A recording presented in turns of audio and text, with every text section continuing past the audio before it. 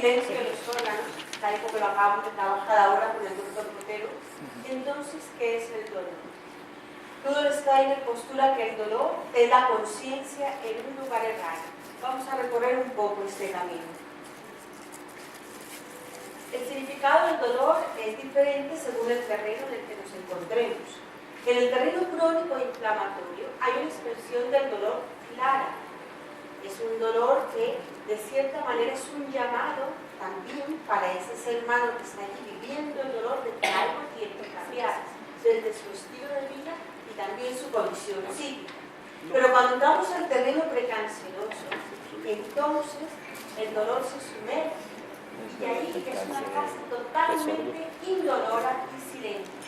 ¿Qué ha pasado entonces?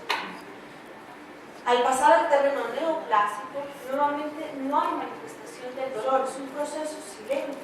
Muchas veces la única expresión que vemos es una bajada de peso, plenitud digestiva, sensación de frío, pérdida de dinamismo, pérdida de acción, un ánimo depresivo, pero no hay dolor. Y eso es uno de los motivos por los que el diagnóstico es difícil de establecer. El dolor aparece ya en la fase final de la neoplasia, pero en ese terreno no hay una expresión del dolor. ¿Qué ha pasado entonces?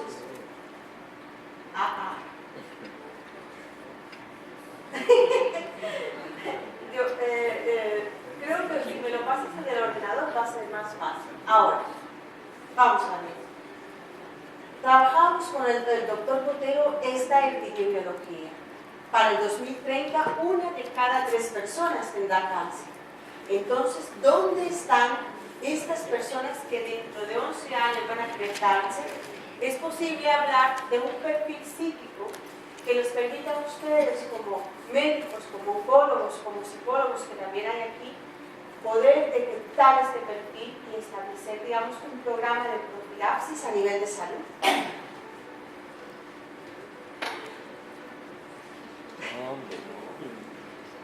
Ahí va. Vamos a ver.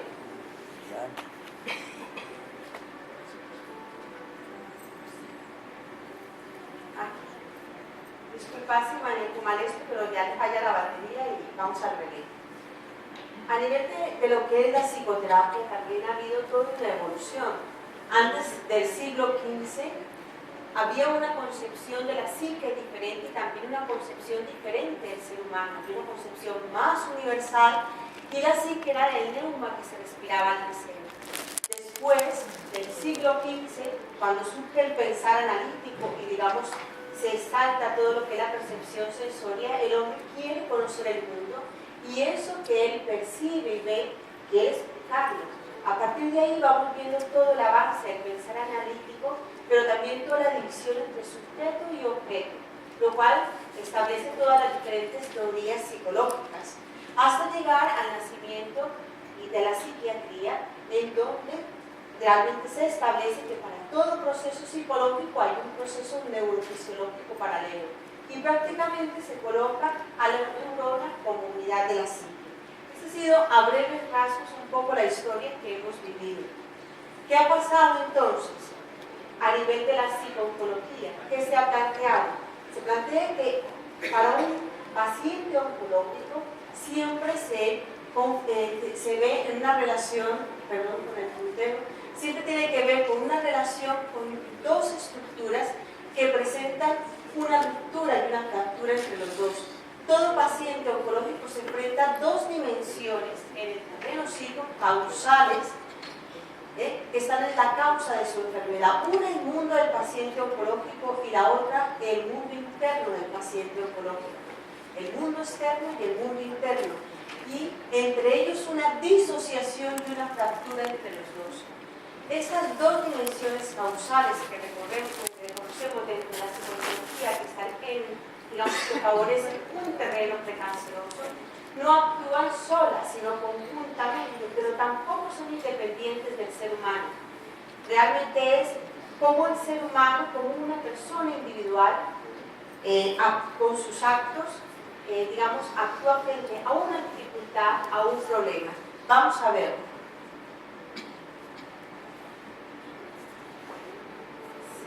Damos, digamos, una imagen general de cómo funciona la psique, podemos definir tres esferas en las que realmente el ser humano se expresa. La primera es la del pensar, en donde hay todos los procesos de autoconciencia y de autopercepción. Luego está la esfera del sentir, que también es como un órgano de perceptivo, de encuentro también con el mundo y con los demás. Y luego está la voluntad, a partir de la cual nosotros realizamos lo que pensamos y lo que sentimos. ¿Qué pasa en nuestra época? En nuestra época no solamente está la dualidad entre mente y cuerpo separados, sino que además se expresa una tridisociación entre lo que pensamos, sentimos y hacemos. Pensamos muchas cosas y tenemos grandes ideas. Y cada vez asociamos más conceptos en grandes velocidades. Pero muchas veces ese pensar se independiza y se impone y establece patologías. A nivel del sentir, tenemos una emocionalidad desbordada, nos encerramos en nuestras emociones y no logramos elaborarlas. Y a nivel de la voluntad, hacemos muchas cosas casi que automáticamente, que no tienen nada que ver ni con el pensar ni con el sentir. Pensamos una cosa, sentimos otra y realizamos otra. Tenemos ideales y podemos decir, quiero realizar eso, pero podríamos preguntar, ¿por qué sabiendo lo que quiero no lo hago? ¿Qué pasa entonces? Esta gran fractura en Occidente entre el pensar y lo que realizamos es algo que genera realmente en el ser humano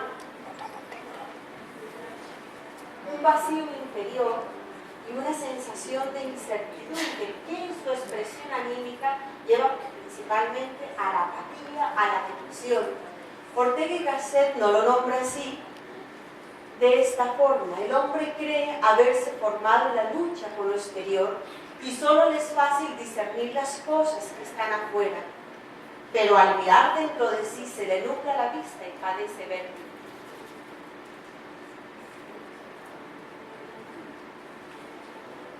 Cuando queremos comprender las acciones de un ser humano, es importante comprender su proyecto biográfico, pero también para comprender la enfermedad es importante comprender el proyecto biográfico de ese individuo. ¿Cómo se conforma en una gran imagen un terreno psíquico saludable? Vemos a grandes rasgos cómo en la biografía hay tres fases. Entre los 0 y los 21 es una época de entrada, por decir así, en la que se manifiestan todas las potencialidades de un ser humano. Entre los 21 y 42 es una gran fase de transformación y de una toma de posición en la vida. Elegimos lo que queremos hacer en el mundo. Y a partir de los 42 es una gran época de realización. Hemos acumulado conocimiento y saber, y esa experiencia cada ser humano busca de alguna manera proyectarlas en sus hijos, en su familia, en su cultura.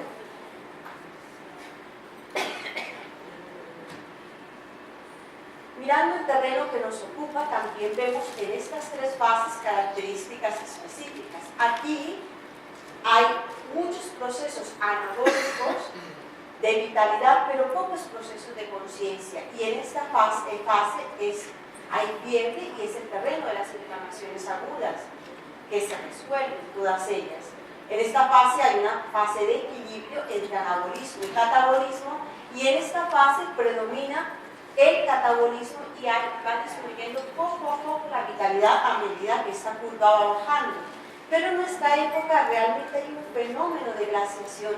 Todo este terreno que crea la posibilidad de un terreno crónico degenerativo va, digamos, adelantándose hacia la fase del medio.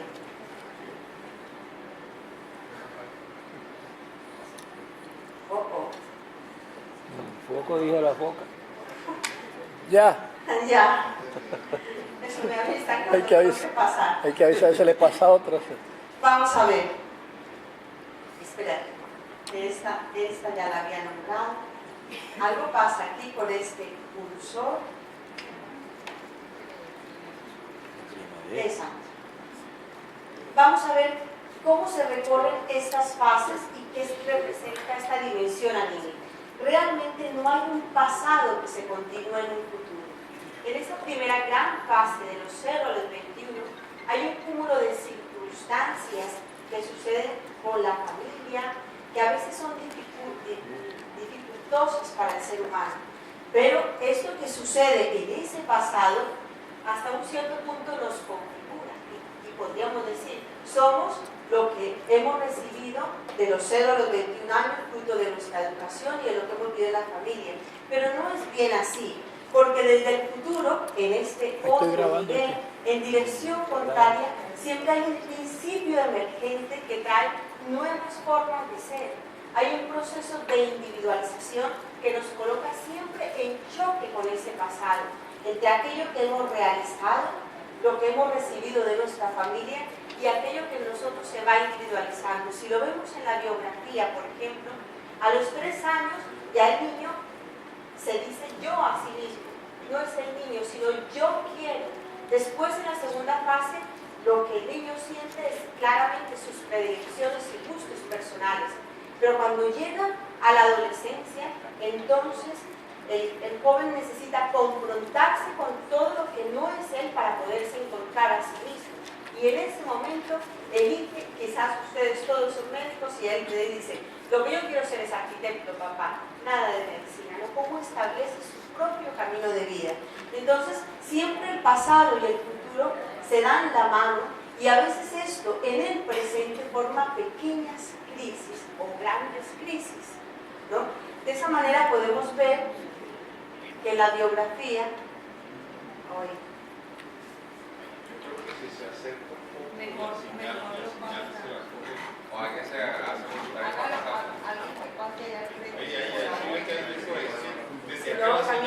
la señal es muy débil desde esta esquina. Vale. Está débil. Dices tú que es débil desde esa esquina. Vamos a intentarlo desde aquí, si no, alguno de los... Si no, me puedes pasar la diapositiva. ¿Quiere que le pase la lámina? Sí, me la vas pasando, por favor. Gracias, sí, porque tenéis prisa. Sí. Entonces, vamos a ver esa fase de los 21 a los 42 que corresponde con esa fase del iceberg. Está demostrado que entre esa fase del terreno precanceroso y la expresión tumoral pasan alrededor de 20 y 30 años, y eso coincide con este periodo de los 21 a los 42. ¿Qué pasa aquí? Primero yo me autodetermino frente al mundo, poco mi camino en la vida y salgo al mundo a vivir una serie de experiencias. Yo vivencio el mundo, y eso que yo vivencio pasa en la fase de los 28 a 35 importantes de los desarrollo. Entonces el joven ve cómo está organizado el mundo y luego tiene que preguntarse, ¿y yo cómo me organizo en esa realidad? A partir de esa interiorización de la experiencia, hay un proceso muy importante que sucede, que es la base de la salud anímica, porque implica que yo salgo al mundo y organizo, con la razón voy al mundo, percibo y me organizo en él, pero luego vuelvo a mi interior y elaboro toda esa experiencia. Y en ese proceso de ir hacia el mundo, observarlo y organizando y volver hacia mí y elaborar las experiencias, poco a poco, todos esos acontecimientos externos van entrando en coherencia con la propia individualidad. Y esa es la base de la salud anímica que nos posibilita después esa gran transformación. Todo aquello que hemos recibido en el pasado necesita ser individualizado. Y esto es muy importante. Por eso esta fase es la gran fase de la configuración anímica y también de las 3 esferas del pensar, del sentir y la voluntad en coherencia con la individualidad. Adelante. Esta fase es una gran inspiración, es posible hacer esta inspiración y expiración, pero manteniendo siempre ese ritmo de ir al mundo y volver hacia sí mismo. Entonces, cuando entramos en el terreno crónico inflamatorio y en el terreno precanceroso, vamos a describir lo que pasa. Adelante. En un principio se hablaba claramente de una semiología del cáncer y se creía que aquello que era perceptible en el cáncer, esa realidad tan dura y tan monstruosa de algunas veces, correspondía también a nuestra patología. Y la sorpresa fue que en todos esos estudios se vio que no. Los pacientes con cáncer eran personas sensatas, tranquilas, que estaban totalmente en un aparente equilibrio. No había ninguna psicopatología expresada. Luego también se vio esa expresión polar en el periodo de convalecencia, mientras que un paciente, digamos, no canceroso, siempre va de su enfermedad hacia el interés por el mundo. Ese paciente que está en cama y habla mal de la enfermera está un poco mejor, pero cuando luego ve el sol por la ventana, ese paciente ya está en un periodo de recuperación. Mientras que en el cáncer es el paso contrario. Primero, es una persona que siempre está interesada por todo lo que pasa en su mundo exterior, desplegada en una gran actividad. Y a medida que aparece la patología metástasis, se van encerrando en sí mismos y van perdiendo el interés por el mundo. Incluso empiezan a hablar como unos viejos. Entonces es una dinámica contraria en la convalecencia. También en la expresión de la enfermedad. Realmente es polar a la enfermedad histérica. En la histeria es expresión dramática, mientras que el paciente con cáncer es todo lo contrario. No hay esa expresión emocional. Es más, el paciente con cáncer casi que está más preocupado por lo que va a pasar a su familia, lo que va a pasar a sus hijos y a su trabajo, porque lo que le va a pasar a ellos por su enfermedad. Esta es la escultura del vacío del alma. ¿Por qué hablamos del vacío del alma para este terreno precanceroso? Adelante. Es una pregunta, la vamos a esclarecer en el camino. También se habló de una polaridad en la expresión de las vivencias o de las emociones. Tenemos dos tipos. El primero son aquellas personas que canalizan sus vivencias actuando en el mundo, intentando de modificarlo. O sea, a medida que ellas tienen esa vida emocional, intentan modificar aquello que está produciendo toda esa sobrecarga.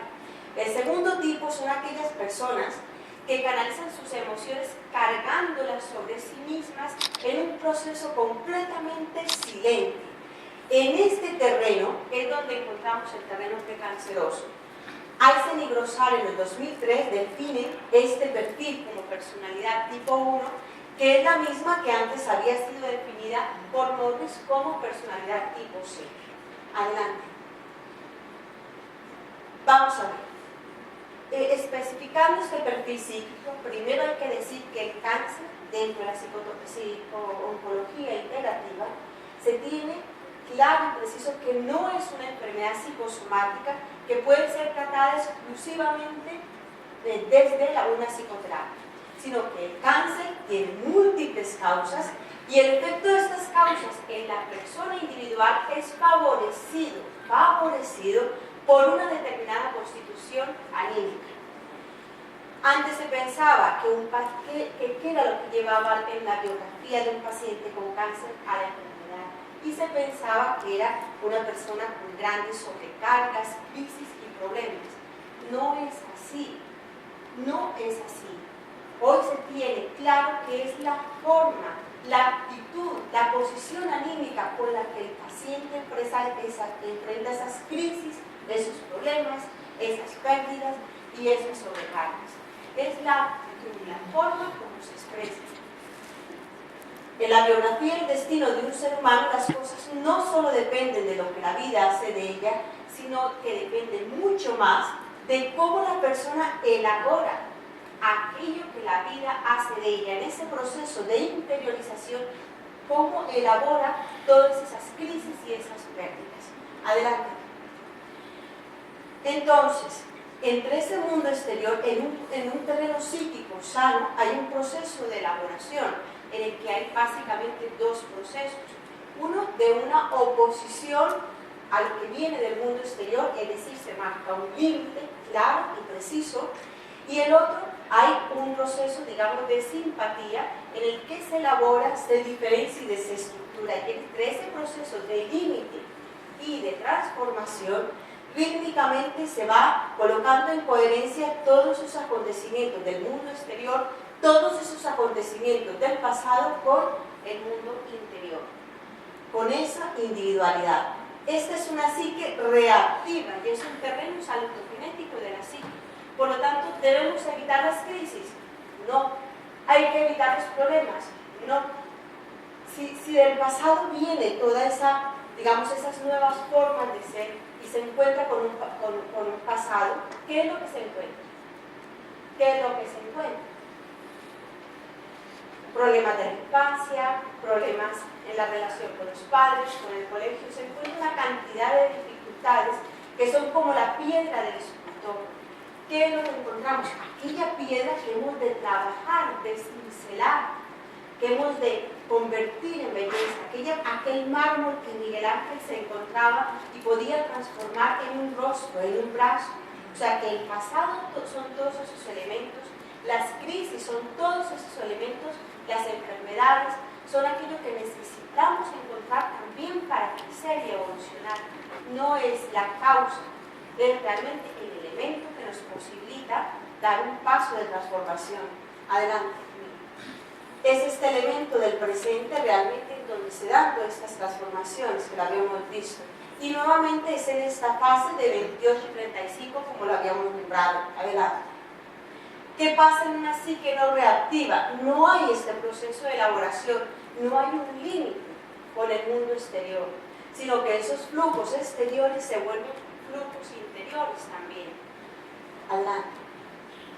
Vemos aquí en esta comparación un terreno psíquico salutogenético, digamos en paralelo con un terreno hiporreactivo, que es el terreno psíquico de la precancerosis, que coincide justamente con un terreno psíquico hiporreactivo también y arreactivo, y que tiene una expresión en la temperatura. Por lo tanto, si yo puedo ver el perfil psíquico de esa manera en un paciente, yo puedo también trabajar en colaboración, porque siempre se debe trabajar en equipo con el médico y nombrarlo. Tengo un paciente que presenta estas características, vamos a hacer un seguimiento de curva de temperatura, vamos a mirar cuál es su perfil inmunológico. Adelante. Entonces, en el paciente con cáncer, igual que en este terreno precanceroso, encontramos un abismo entre el mundo externo del paciente, que corresponde también a su familia, a su entorno, y el mundo interno, caracterizado primero, el mundo externo, por una vida anímica plana, fácil. Una vida anímica plana. Ellos no se permiten las crisis, no se permiten los altibajos, todo es correcto. Tienen una máscara de armonía superficial, es decir, hacia adentro un gran sufrimiento, pero hacia afuera una gran sonrisa, ¿no? Van cargando todos esos sufrimientos y callándose, y por fuera una máscara de armonía. Algunas, por ejemplo, en el cáncer de mama, es muy común que te digan, todo el tiempo estoy ocupada por atender mi familia, por atender a mi esposo, por atender a mis hijos, pero nunca pensé en mí misma. Siempre por mantener la familia unida, volcada en una acción exterior, pero nunca se ha mirado hacia sí misma. Hay una vida anímica plana configurada por un patrón de comportamiento externo, no por la propia individualidad.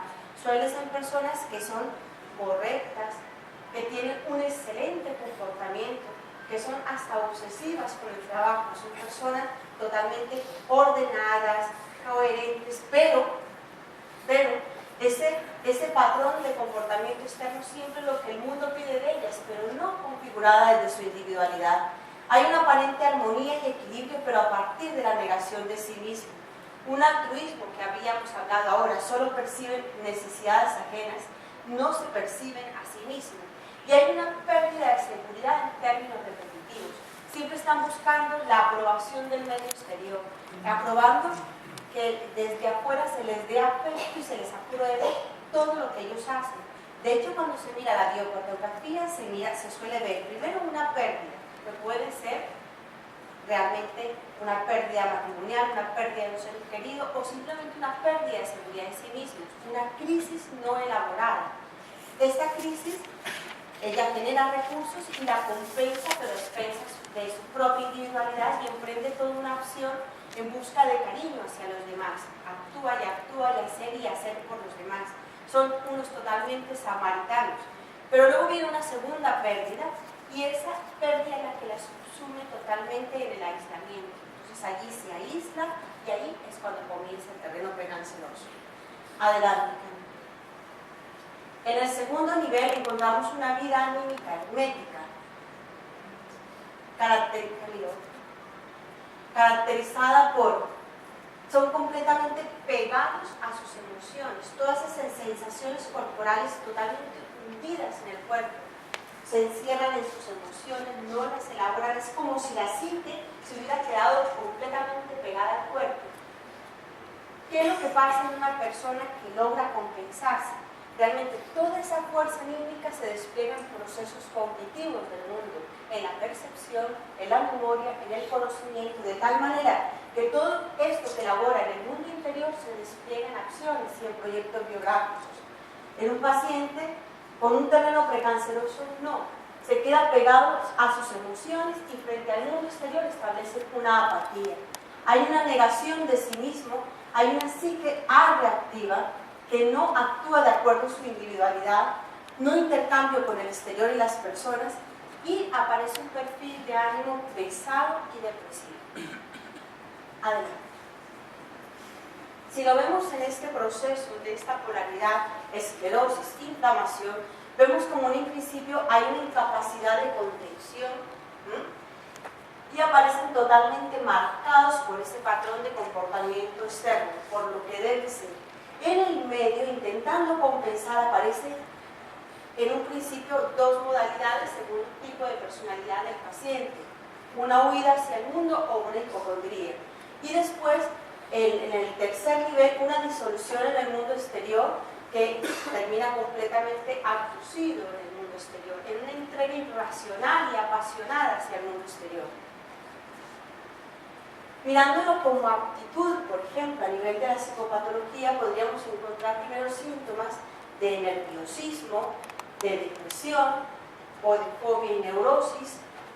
Subiendo un poco más de nivel, también podríamos encontrar como aptitud, no como patología, primero una ausencia del ser, luego una disociación entre pensar, sentir y voluntad, y después esa polaridad entre manía y apatía. Adelante.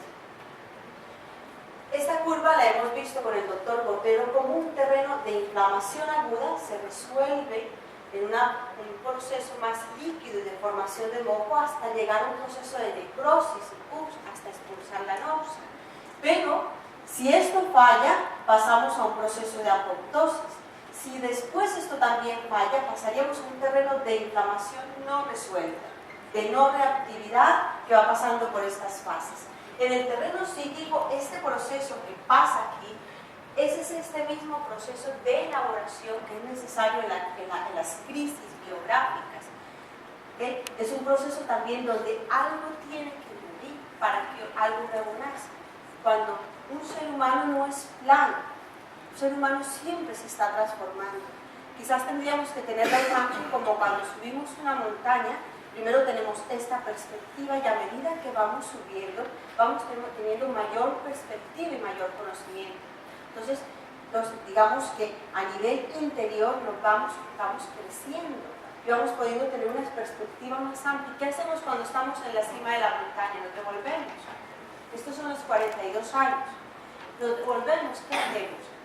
Ya no hay realmente rutas marcadas, pero sí hay una vivencia de vacío.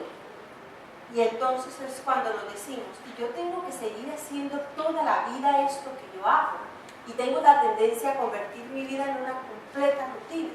Entonces, si yo me digo, ¿yo quién soy? Y si lo que yo soy es lo que yo hago, en un principio digo, entonces mis acciones tienen que tener un valor para el mundo. Hay un principio de hacer que lo que yo hago sirva de alguna manera para mi familia o sirva para el mundo. Pero también eso implica que yo tenga un centro, porque si no hay ese peligro de desplegarme hacia un mundo trabajando, haciendo y olvidarme de mí. Es importante también que esa cualidad de adentro sea colocada afuera. No son las circunstancias externas las que me marcan, sino yo a partir de ahora, por decir así, marco esas circunstancias con mi cualidad interior. Ese es el proceso de transformación que hay aquí. No es fácil, pero es importante vivirlo. Y si ese proceso de crisis me lleva a un llanto, me lleva a un momento de crisis intensa, es importante vivirla, pero elaborarla. Y que de esa elaboración luego yo cambie mi proyecto biográfico, establezca metas nuevas y objetivos nuevos. Adelante. Kubler-Ross habló de todos estos procesos por los que va pasando un paciente oncológico y que son fases que son no siguen exactamente esta curva, sino que muchas veces pasan del rechazo a la negación y a un proceso de miedo y parálisis. Pero vemos cómo la fase del rechazo, la furia, la negación, la depresión, miedo y parálisis, todo esto se va viviendo hasta llegar a un proceso de aceptación. Es importante ayudar al paciente a llegar aquí. ¿Cómo lo ayudamos? Hay varios elementos para poderlos ayudar, desde la psicoterapia y también con el apoyo de la medicina homeopática. ¿Qué pasa? Si damos ante medicación psiquiátrica, lo que hacemos es volver otra vez esa psique plana, adormecida. Pero en cambio podemos apoyar con medicación homeopática para todo este proceso, para poder llegar a esta fase de adaptación y que el proceso pueda seguir a la transformación, metamorfosis y renacimiento. Veamos, por ejemplo, unos ejemplos de esta medicación. Adelante. Por ejemplo, el R14 va muy bien para mitigar todos esos estados, porque tiene, adelante, la siguiente lo podemos ver, adelante, que lo vemos más claramente, tiene la vena sativa, que ayuda a todo ese proceso de agotamiento nervioso, porque el paciente cuando llega a estar en esa parálisis tampoco tiene recursos anímicos para ir hacia adelante. Entonces, de esta manera vamos mitigando. También encontramos, por ejemplo, la ignatia, la pasiflora, la valeriana, el 5, todos estos componentes ustedes lo conocen y saben muy bien cómo apoya al paciente. Adelante. Tenemos también, por ejemplo, el R15, adelante Camilo. El R15, por ejemplo, tenemos el cóculus, que ayuda mucho para en estos momentos de parálisis. Tenemos nuevamente la ignatia, pero también la sepia, que nos ayuda con ese proceso depresivo y pesado, cuando el paciente queda totalmente encerrado en sí mismo y con esa tendencia al aislamiento. Es algo con lo que debemos luchar, que el paciente no se aísle, ni de su familia, ni digamos del contexto terapéutico, que no se encierre en sí mismo. Y esto ayuda mucho también con aquí con el 5 valeriano, pero también con la otra que estábamos hablando aquí, el partner 15. Muy bien, esto es un ejemplo de lo que podéis dar, pero a nosotros, a mí por ejemplo, cuando pasa esto, yo lo envío al médico y normalmente con estos dos logramos compensar. Aquí hay una imagen que podría significarnos ese gran proceso de aceptación y de transformación. Es como si se aprisolara la propia verticalidad del ser humano, esa individualidad que es capaz de hacer frente a ese pasado, a esa piedra, transformarla y esculpirla y realmente emerger hacia nuevos paradigmas. Adelante, Camilo. Como algunas indicaciones saludogenéticas de este terreno psíquico precanceroso podrían ser, adelante. La leeré rápidamente porque veo que hay que salir ya por la hora. Tenemos primero el conocimiento de sí mismo, importante. Depender de ese conocimiento de sí mismo, de mis propios recursos. De trabajar la enfermedad como un órgano de autoconocimiento y también la enfermedad como crisis biográfica de transformación. Adelante. Desarrollar un interés vivo por el mundo es importante. Si el paciente está sumergido en sus emociones, desplegarlo a un interés vivo por el mundo.